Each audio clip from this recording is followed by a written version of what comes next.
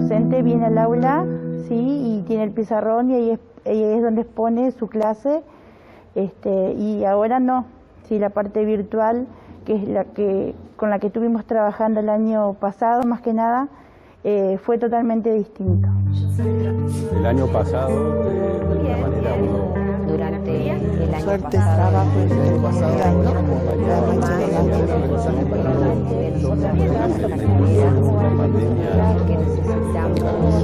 bien, bueno, le explico un poco. Nosotros compartimos dos tipos de gobierno. Este año sí hubo un poco de avance. Por ejemplo, en el rol que yo estoy cumpliendo en este momento como referente COVID, sí, que es un rol nuevo, que las funciones son nuevas, que tenemos que hacer el nexo con una institución sanitaria, un centro de salud o un hospital que esté cercano acá a la escuela.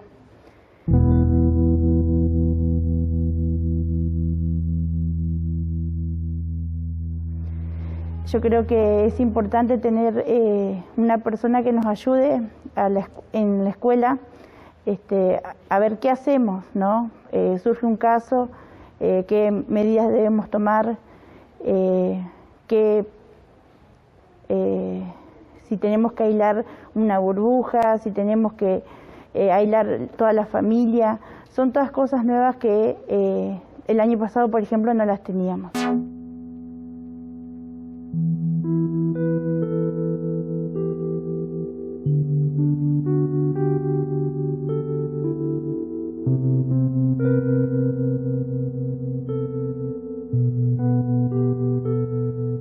Sí puedo rescatar el rol de mis compañeros de trabajo, porque lo que se vio, pero es como ese partido que diste todo en la cancha y perdiste 7-0, porque el resultado es que muchos de nuestros pibes no se educaron.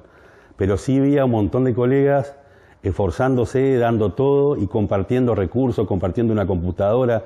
Che, mirá, aprendí a usar este programa, te ayudo con esto. Rescato la solidaridad del colega docente, del colega directivo que se sumó a tratar de buscar infinitas soluciones para recuperar ese pibe que se nos caía del aula, que perdíamos la conectividad.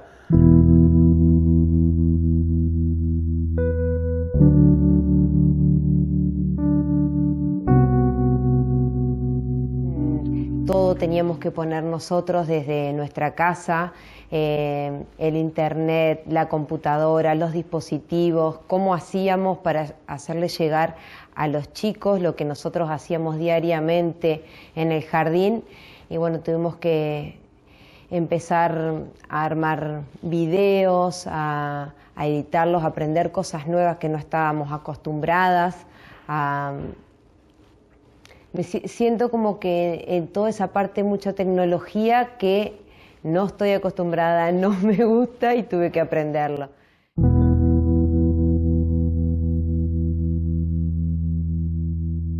Y pensar en un principio, en esa práctica docente donde nosotros vamos al campo, nuestros estudiantes van al campo real, o sea, las escuelas, en el caso de la escuela primaria y escuela secundaria, en un momento pensar en la práctica, que no sea en el campo, y era muy difícil imaginarlo, ¿sí? El año pasado al inicio de la pandemia, fue bastante complejo poder reorganizarnos y pensar la práctica de otro modo, ¿no? Y que siga siendo una práctica contextualizada, porque no queríamos perder eso, ¿no? Que sea situada, contextualizada, y no podíamos ir a la escuela. Entonces, creo que encontramos la forma, después de reuniones, encuentros, en ambos profesorados que trabajo, pudimos mantener esto de la práctica contextualizada, ¿no? Y que las estudiantes y nuestros estudiantes puedan no solo conocer de otra forma, a través de los conversatorios, en este caso, ¿no? La realidad de la escuela, y sumado a eso, también poder contextualizarla en esta situación de pandemia, ¿sí? Que puedan saber que esto de contextualizada tiene que ser atendiendo al momento histórico que estamos viviendo, qué hacer con esa realidad. Entonces creo que encontramos el camino a la práctica y es para revalorizarlo, ¿no? Es como que le dimos otra mirada y resultó.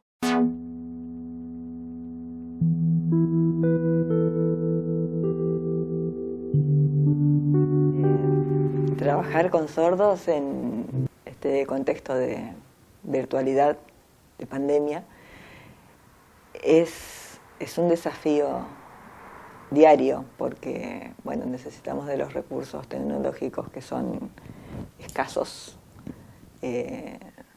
a veces obsoletos, como en el caso mío de mi celular o de la computadora que tenemos, de la internet, que bueno, que cada docente sabemos la realidad que se paga de su bolsillo, ¿no es cierto?, los insumos necesarios para trabajar en la virtualidad.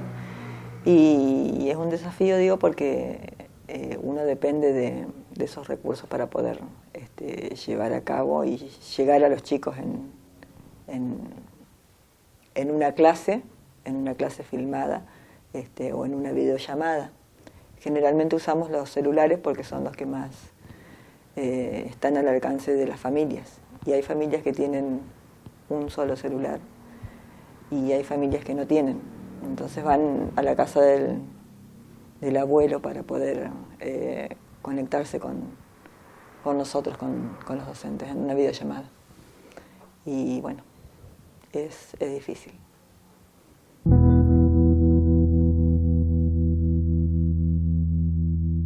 Y decíamos, bueno, hacía videollamada, empezar a hacer videollamadas para tener un contacto más cercano con ellos. A través de juegos jugábamos, hacíamos adivinanzas, buscábamos cosas, y ahí empecé a ver que ellos se sentían como un poco más atraídos con las actividades del jardín, y el apoyo de la familia y el agradecimiento que siempre decían: Seño, eso nos gusta, de que vos nos estés llamando, de que estemos bien. Y así empezamos, y no fue fácil, porque nuestro rol se necesita mucho el abrazo, la contención y el venir todos los días al jardín.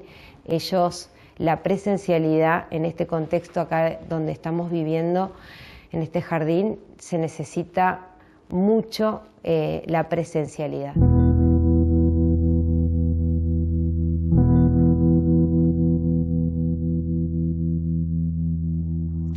Claramente las condiciones laborales no llegan a nada de lo esperado.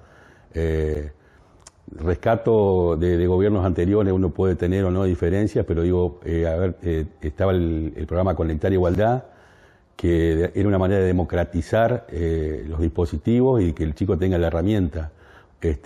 Y obviamente los docentes también tienen esa herramienta tan valiosa. Y hoy ese programa no lo tenemos y se siente en el aula. Y uno también, mirando Latinoamérica, se entristece en ese sentido, porque uno ve que, por ejemplo, el programa Ceibal, que sería el equivalente en Uruguay a lo que era el programa Conectar Igualdad, tanto Mujica como la calle Pou sostienen ese programa. Entonces, tenemos la oportunidad de poner la educación, darle centralidad a la educación. Hoy parece que somos muy indispensables, estamos como muy mirados. Bueno, aprovechemos los docentes para comunicar que la educación sí es importante, que haya financiamiento educativo y que haya acompañamiento para nuestros chicos.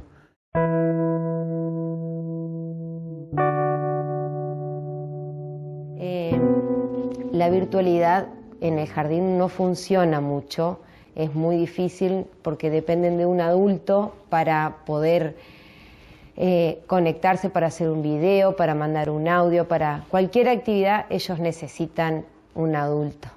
Por eso es muy importante venir al jardín, y yo creo que ellos el hábito de lavarse las manos siempre, de llegar y tomarse la temperatura, que no ponerse alcohol en las manos, ponerse el barbijo todo el tiempo.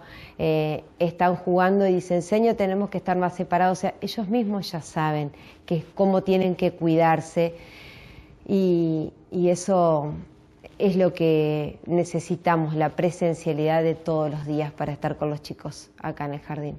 Además, eso tenemos que verlo en un contexto que nosotros estamos dando clases en Concordia, la ciudad más pobre del país, con indicadores económicos realmente tristísimos. Está creciendo la pobreza y crece la indigencia. A mí particularmente no solo me preocupa la cuestión de pandemia, la virtualidad, sino también me preocupa la presencialidad.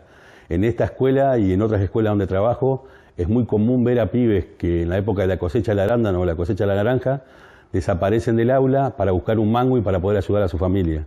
Entonces también ahí tenemos ausencia del Estado. Ahí no está el Ministerio de Trabajo, no está el Ministerio de Educación. Y bueno, nuestras aulas estaban vacías antes de la pandemia. El contexto social de Concordia es más que complejo. El año pasado creo que fue la urgencia, el atender, el urgente y tratar de dar respuesta a los estudiantes para que puedan continuar el recorrido, ¿sí? Para no perderlos en ese camino. Creo que eso fue atender la urgencia. Y después cuando nos dimos cuenta de todo lo que habíamos hecho, creo que también fue un momento para reflexionar, que bueno, que habíamos podido. Fue una carga muy fuerte, ¿no? Cargar con todo este cambio. Después, al momento de volver este año, ¿no? A la presencialidad, también esa mezcla de sentimientos encontrados por ahí, ¿no? Ese deseo de volver, de vernos, porque sabemos que la escuela es eso, ¿no? El vínculo, el encontrarse.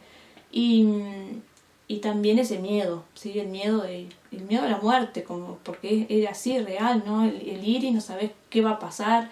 Y ese miedo estaba ahí, estaba en el aire, ¿no? Entre estudiantes, nosotros y entonces por eso te digo, es una mezcla de sensaciones.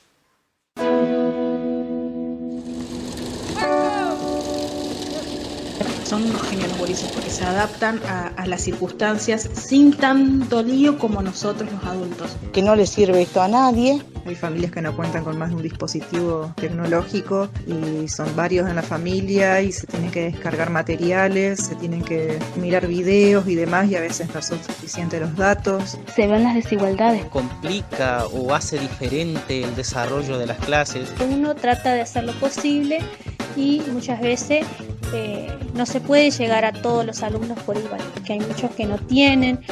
Además también hay hogares donde los padres de los alumnos son adultos analfabetos, lo que provoca que no puedan ayudar a sus hijos con los deberes de la escuela.